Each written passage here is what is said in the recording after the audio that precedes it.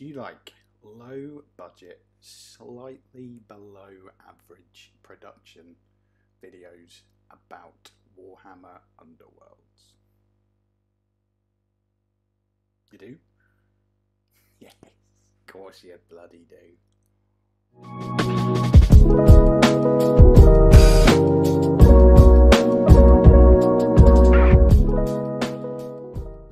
Hi there, so thanks for stopping by. This is my first Underworlds video on my channel, as I've recently decided to kind of branch out into the tabletop games that I play, as well as the kind of like card games that I play online as well. If, like me, you're a really big fan of Underworlds, but your kind of game time has been harpered a little bit by this kind of COVID-19 situation, you may have been kind of looking for other ways to play the game over the past few weeks. So luckily for me, a couple of friends by the name of Sean and Mike pointed out that there was a really strong community on Vassal. If you're not familiar of what Vassal is, I will put some details in the description, but it's an online client that you can basically play just a carbon copy of Underworlds on. It's not like it's not official. It's free to play. There's a team of really dedicated sort of like DIY developers who look after the game at home in their own time for free, and it's a really good carbon copy of the game. I ended up playing a couple of games on there, really enjoyed it, and found out that they had a tournament coming up. And as I had a big competitive itch to scratch, I needed to enter a tournament and entered away. The tournament was, I think they initially, the organisers initially went for either 16 or 32, but it ended up going for going right up to a 64-person tournament, which is fantastic. People from all over the world were playing, and it was just like a really good day. Had a really good time playing in the tournament. Played against American, Canadian, Italian, and I can't remember where Jorg said he was from. I think he said he was from Norway.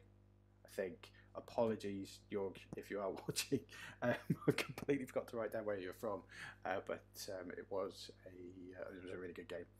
But I went into the tournament having not played the game like properly for a while, and I played a couple of games on Vassal, and decided to run with Rippas because I hadn't played them in a tournament before.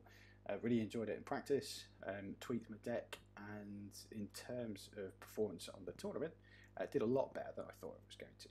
There's a lot of sharks in that tournament, a lot of Grand Clash finalists, Grand Clash winners, winners of sort of other big tournaments in Europe, and ended up going 2 for 2. At one point I was third. I think going into lunch I was sitting in third place, which I was really happy with, and yeah, considering I was expecting to at best scrape one win, I ended up coming away breaking even and finishing in the top 20, so really happy with that. In terms of the games that I played, the first round against Jorg, he was playing Skates, and I won 1-0, one win and a draw, so ended up going to time. The second game I played against Fire Slayers, and ended up winning that one 2-0. And then in the third round went up against my nemesis Sean, and lost that one 2-1. That was a really close game. Always really close games against Sean. He was playing the Worm Spat, and my final game was a mirror match against Rippas, against a chap from Italy, and that one was a draw. I don't think I've drawn so many games in a tournament before, but overall it was just a really good experience. Something that I'm definitely going to do again, and what I wanted to do in this video really was discuss the deck, discuss kind of any changes that I think about making, and then hopefully you guys out there can tell me that I'm absolutely full of it and I should be making those changes. Or I'd love to hear from other Rippas players as well, just to see what your kind of opinions are, how you guys play them. Am I playing them wrong? Should I have done better than what I did? But let's take a look. So when deck building, if you're not familiar, you have to have 12 objectives. There are a bunch of other rules depending on the format that you're playing. So we're playing a championship format. So I could only have a maximum of 6 surge cards. So which are cards that you score as soon as a particular objective has been reached. So make sure I've got the 6 here. So the first card that I want to show you that I had in there was leading. Oh, get that right, Steve. Come on, we got that. Leading the charge. So you score this immediately after your leader makes a successful attack action as part of a charge action. Now, Ripper, the leader, is basically can be a one-man killing machine in the game. As long as he is kind of the way that I was playing it was send him in, stack him up with upgrades, hope he does a lot of the killing, and kind of pick them off with the other 2 towards the end of the game. I didn't score this enough, really, I think, to warrant keeping this in the deck. The amount of times I drew it after he died, or I'd drawn it out and he was not really in a position to be able to make a charge. It's the first card I'm speaking about, and it's the first card that I think I'm going to take out of the deck. So straight out. So that is one change. The next card was Cover Ground. Can you guys see that one? Cover Ground, another surge card. Score this immediately after a friendly fighter makes a move action in which they enter 6 or more hexes. Keeping it in, I think I scored it every game. Very easy to score with Rippers thanks to them already being quick and having a lot of cards at their disposal to be able to score that. When they inspire, they run 5, and as you'll see later on with the objectives and the upgrades that I have, it's wise to keep that in. The next card, that is No Mercy, another surge card. There we go, you can read that one. Bit of a flash on the screen there. But you score this immediately after a friendly fighter's successful attack action and that targeted an enemy fighter with 1 or more wound tokens.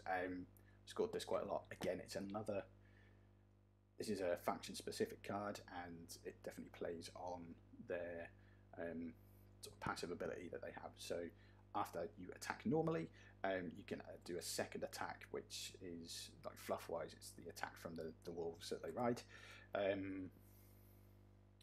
Yeah, again, I think I scored this every game. It's very easy to score. You have that second attack. Mean Eye and Stab It very rarely kill something straight away as well, so you can kind of mop up with a second model. Lots of ways to put wounds on people as well with lethal hexes and pushes and things like that. So yeah, keep that in. Really good cards. The next one, Gathered Momentum. Again, a surge card, also a hybrid card. So this was a new keyword that was introduced to this particular game, this season of the game, sorry. So if you score your second or subsequent surge objective card in a phase, or a friendly fighter makes a charge action and ends that action 5 or more hexes from the hex in which they began the action. Works really well with Cover Ground. When inspired, moving 5 anyway, it's like, keep that in. You know, it's fairly bit of a no-brainer there. The next one, another surge card, Blaze a Trail. This was the first time I put this in the deck, I think. This card, score immediately after an activation if each surviving friendly fighter is in enemy territory and adjacent to no enemy fighters. So I don't think for nearly a year have I played a deck that was purely aggro, like just purely going into the enemy territory and just trying to kill stuff. So this is like the first time I've done it. Quite easy to score with Snarlfangs, because Ripper can just kill stuff off the bat. You can just delete things, and the other two don't need to be within range 1 to be able to make attacks. So if you have this in your hand, you can work around that quite easily and still get attacks in. So again, keeping this in. Again, I think I scored this quite a lot. I think that is all of my surge cards. I only had 5 surge cards in that deck. Yes, I only had the 5. So this leads nicely onto my next card, which used to be a must-have in most decks all the time, but I did not like this card in this tournament. Combination Strikes. So you score this in an end phase if you scored at least 2 objectives in the preceding action phase. So that can only be scored when you score surge cards, and the amount of times this just didn't draw at the right time, or I had to mulligan it because it came out at the start in combination with other cards that weren't surge cards. It was just frustrating, and I was kind of banking on this to give me a good kind of bump. So this is going in the out pile. I think that's quite is it quite controversial or not? It used to be an absolute stalwart for people's decks, but let me know what you think. Do you still play Combination Strike, or is that dead to you now? Was that a mistake on my part?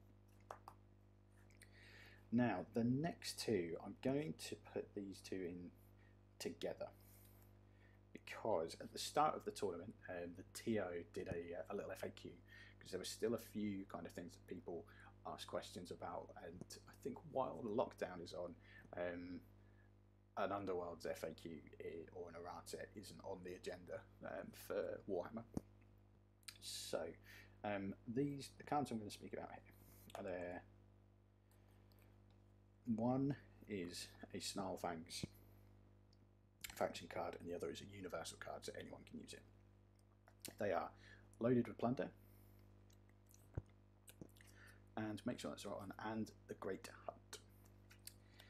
So, Loaded with Plunder, you score this in an end phase if 1 or more friendly fighters have 3 or more upgrades, and you get 2 glory points for that, which is quite good. And the Great Hunt is a hybrid card, so if 1 or more friendly hunters each have 3 or more upgrades, or 3 or more friendly hunters each have 1 or more upgrades.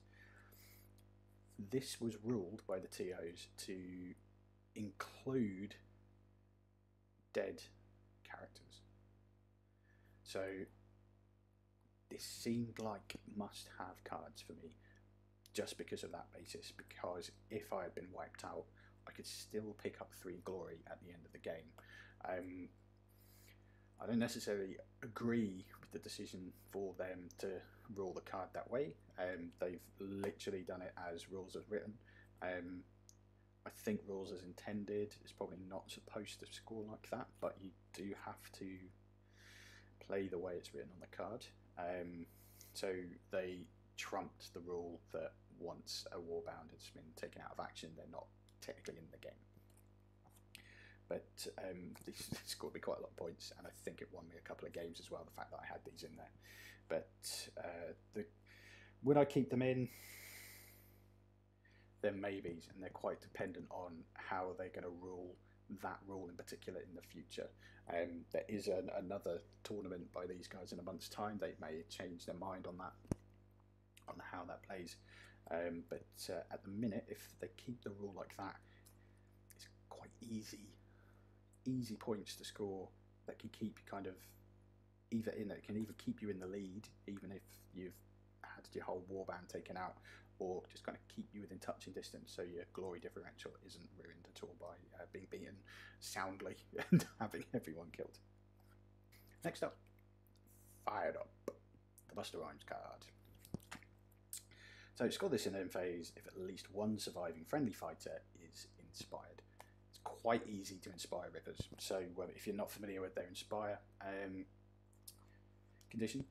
Ripper, the leader, inspires when you put 2 upgrades on him. It's quite easy if you've got some nice quick scoring cards. The other 2 inspire when Ripper is attacked. So for me, that made this card quite easy to score in most games, because I would tear in with Ripper and try and kill something. Chances are, if I did kill something, I was scoring another card alongside it as well. That would give me 2. And then I would just straight away put 2 upgrades on to inspire him. Or alternatively, I've charged him with Ripper. He's an easy target.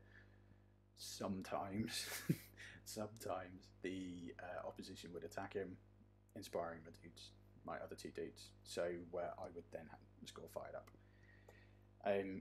It is an easy card to score. I think it's going to get put on the list at some point. Possibly. I think it was on the list at some point. And then they moved it back. I think it was. Correct me if I'm wrong in the comments, but yeah, I think it was, actually. It seems like quite an easy card to score. So we'll just have to see. Next card, a faction-specific card. Cruel Hunters. For 2. Score this in an end phase if 2 or more enemy fighters are out of action and 1 or more friendly fighters are in enemy territory. I was running an aggro deck. Just made common sense for me to put that in. I was aiming to kill things, and I was never going to finish in my own territory. It just wouldn't make sense. So, very good card if you're playing aggro, and definitely staying in. Next card, Opening Gambit. Score this in an end phase if you scored at least 1 objective card in the preceding action phase. It's like a diet combination strike, and it is a very easy score card if you've got surges, but again, it is very dependent on being drawn at the right time. I probably would keep it in there, but I think like in my last game, the very last game I played, I drew, and this was in my final hand, and I didn't have any surges either. So it's one of those cards that could, as easy as it is to score, it could be a card that just kind of ruins your game a little bit. So that probably goes in the maybe pile with those other 2 cards I mentioned. Maybe pile. Final objective card, Team Effort. There are 2 or more surviving friendly fighters, and each surviving friendly fighter made 1 or more actions in the previous phase. I scored this every game. It's again quite an easy one to score. If you've got it in your opening hand, it's a guaranteed score. You're not gonna not score it. Second round, you're probably gonna score it. I think the only time you might struggle to score it is if you get absolutely wiped out, and you're unlucky enough to have it in your hand at the end. I'm probably going to keep that in there. So that is all of the objectives.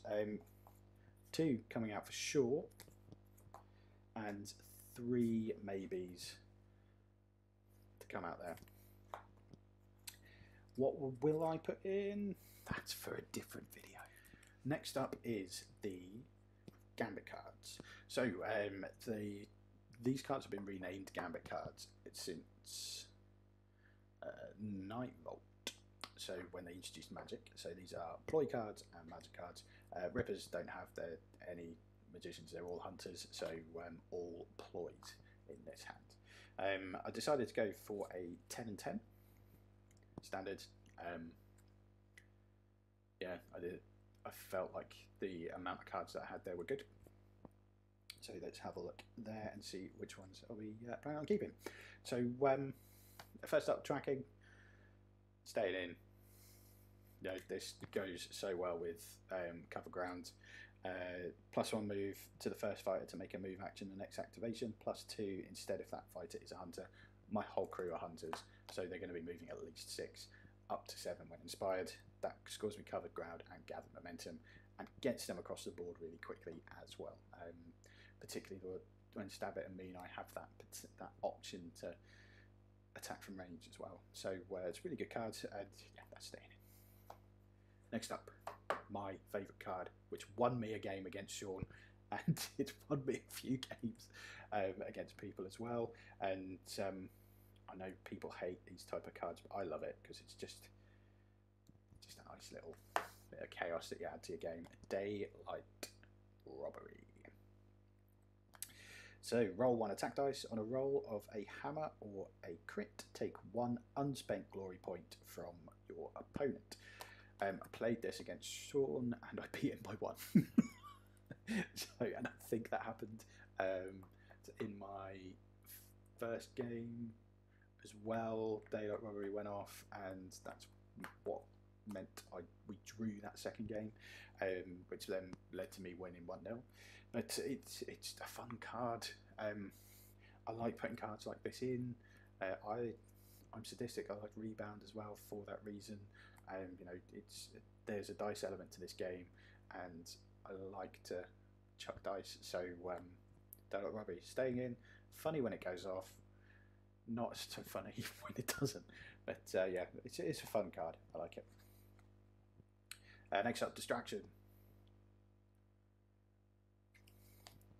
So choose 1 enemy fighter and push them 1 hex. I think everyone has this card now. Everyone plays this now, and I think for that reason, there's a very high chance that this might get put on a restricted list. Not because of the fact that everyone has it, but because there are a few cards that do this type of thing, and they don't seem to like that. I don't think, when they see that lots of people are using a particular card and then similar cards just to make sure they guarantee that they get that particular action during the tournament. But I wouldn't be surprised if we saw that. But yeah, again, that's staying in. It works so well with so much different stuff, getting people off of objectives, pushing people into lethal hexes, which they can then tie into scoring no mercy, getting your guys out of trouble by pushing away people that have charged in. It's just a really good card, and staying in. Spectral Wings.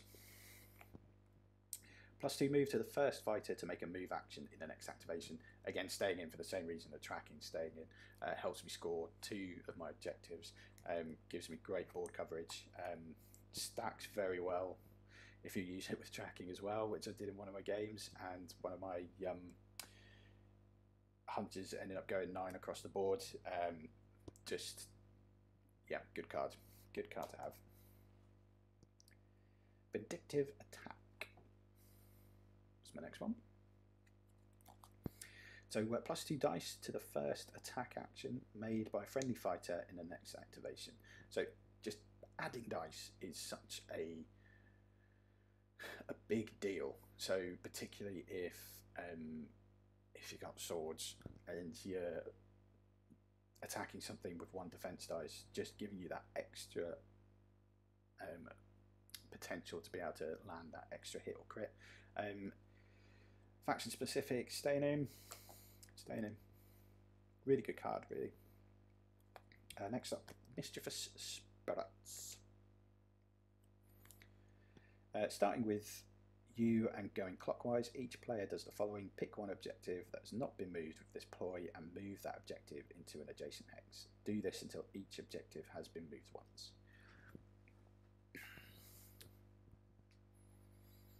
Three months ago, this was essential to have, because you would definitely play at least 2 people in a tournament that were playing an objective game. In this tournament on Saturday, I didn't play anyone who was playing the objective game. It's all kind of like either control or aggro. So this isn't as essential anymore. So it's going in the maybe pile for this particular deck anyway, because I think I have enough clout in the cards that I do use and how that I play this particular deck to be able to try and stop that type of thing. I think the only game that it possibly could have come in handy was the second game when I was playing against the Fire Slayers. They of course inspire when they're on an objective, and I think the only times that I could have played it, it wasn't in my hand anyway, so it's in the maybe pile. May not go back into this deck next time I'm at a tournament. Next up, Narrow Escape, faction specific card again. Play this when a friendly fighter is dealt damage. Before placing wound tokens on their fighter card, reduce that damage by 1 to a minimum of 1. Really good card. Probably an essential card in there. If you, just because you can keep people alive when your opponent least expects it. Yeah, it's just it's good. Keeping your dudes alive is kind of pretty essential in this game if you're playing aggro. So yeah, keeping that in. Next up, Snare. A reaction. Play this during a friendly hunter's attack action. After it drives back an enemy fighter, the enemy fighter is dealt 1 damage. Now, this is good, but I think I only killed someone with this once over the course of the day. So in 2, 5, 8, so in 10 games, I only got 1 kill because of Snare. So I think there might be other cards that I can have in there that can help. Maybe try and find cards that can give me sort of like either re-rolls or extra dice again or something like that. But it's coming out. Possibly a bit controversial, but that's coming out. Next up, another faction-specific card, Smell Weakness. The first attack action made by a friendly fighter in the next activation has Cleave and Ensnare if the target has 1 or more wound tokens. So this works really well with No Mercy, scoring objectives and just killing stuff. Because if something's gone into a lethal hex or couldn't quite kill them in the previous turn, this is great. Having Cleave and Ensnare, it means it can work on absolutely everyone. There's no way to get around it. Really great card. I think this might be quite underrated, this card. I've not heard many people talking about it. Apologies if anyone, your bloggers or anything out there have been saying nothing but good things about this card. But yeah, it's a really good card, this, and definitely staying in. Last up, Nightmare in the Shadows. Choose 1 enemy fighter and push that fighter 1 hex. So the same as Distraction, but this is where I came to because of this card is why I've got to come to the conclusion that Distraction or this is going to go on the restricted list, because it just does exactly the same thing and they're both universal cards. And again, while things are as they are, staying in. Which gives me space of wiggle room for 2 for the next tournament.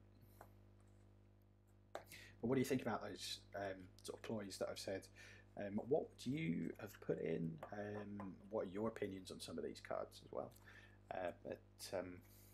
Next up, upgrades. Okay, so first up, we've got Loping Strides. So Loping Strides is +2 move, and it's an upgrade, so that's permanently as well. So ties in quite nicely with my next card that I'm going to show you. But it's good. Like, you're adding more movement gives you more board control, helps you score gather momentum, helps you score cover ground, makes your dudes really fast. Yeah, keep it in. And then ties in with this one, the first of my restricted cards that I have in the deck. You're allowed 3 restricted cards, and this one is Sudden Growth. So -2 to a minimum of 0 movement, +2 wounds. So you beef up, and the cost of that is you can become a little bit slower. Not with this though. So that ties in quite nicely with that because it just cancels each other out. So you basically get 2 free wounds. Stick this on Ripper. If you get the dream draw and these 2 are out quite soon, Ripper slowly starts to become a bit of a tank. So even though it's a restricted card, keeping it in, it kept Ripper alive quite a few times over the course of the day. You know, it's restricted for quite a good reason, really. Next up, another restricted card, Spirit Bond. When you apply this upgrade, choose a friendly fighter other than the one who receives this upgrade. While the fighter you choose is on the battlefield, they are always considered to be the supporting fighter. I don't know if I'm going to keep this in.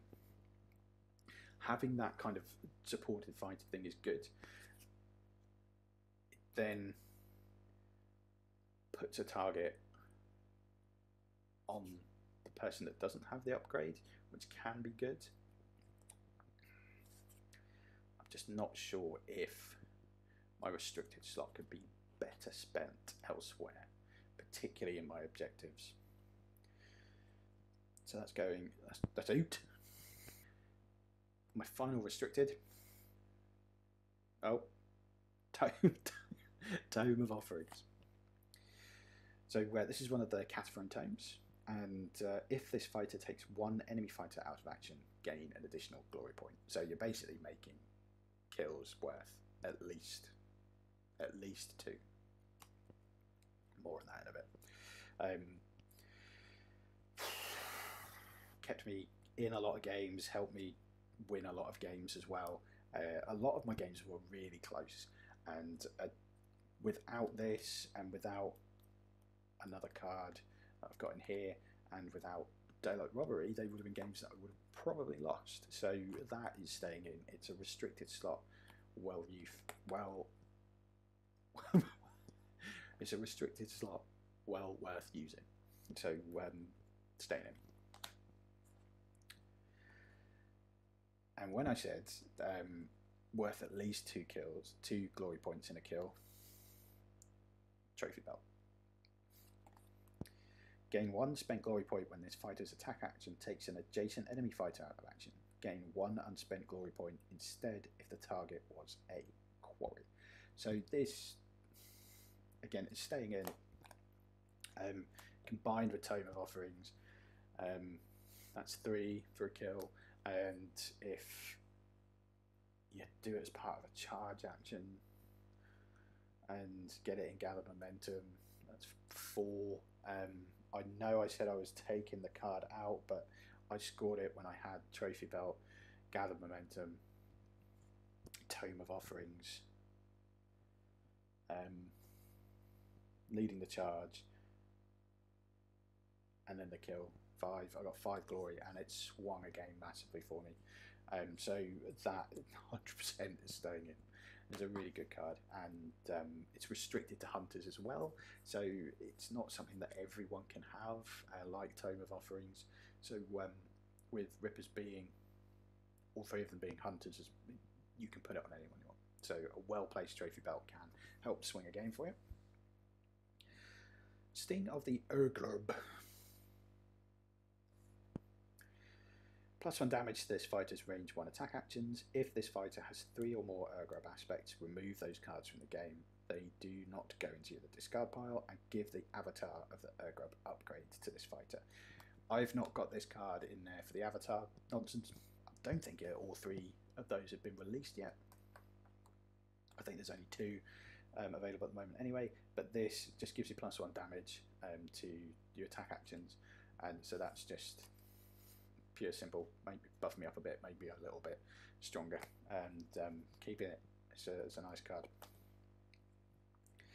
Next up, Embittered Survivor.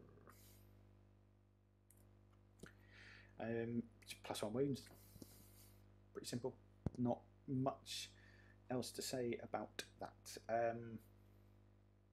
Yeah, keep that in faction specific as well. Next one.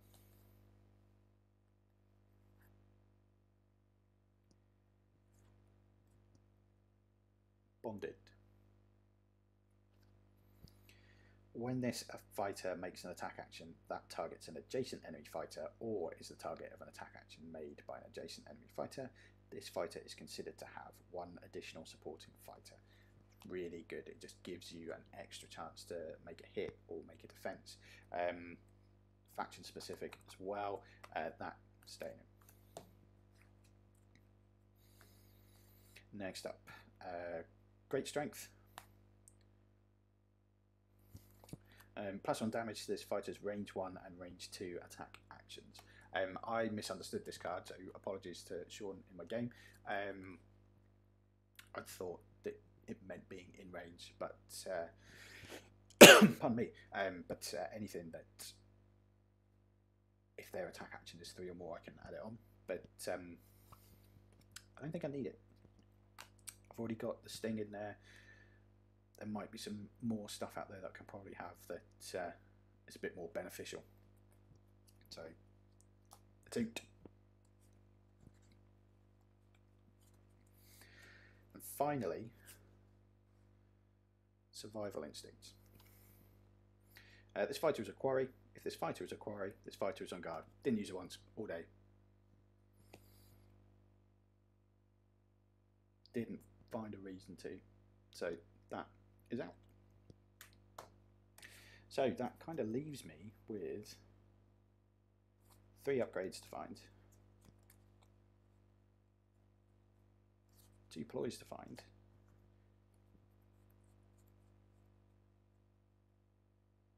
and either 2 or 4 objectives to find, depending on how a certain rule is interpreted next time in Vassal Clash 3. So what are your thoughts? Would you have picked any of these cards? Is your opinion slightly different on the cards that I've got here? What cards would you suggest? You had some success with Rippas. Do you kind of do well with them? Do you have any staple cards that I've not mentioned in there at all? Yeah, thanks for dropping by for my first Underworlds video. There's going to be a lot more of these coming in the future, probably kind of 1 a week. Not sure what day I'm going to be doing those just yet, so you know, feel free to subscribe, keep an eye out on that, and hopefully see you again real soon. Cheers.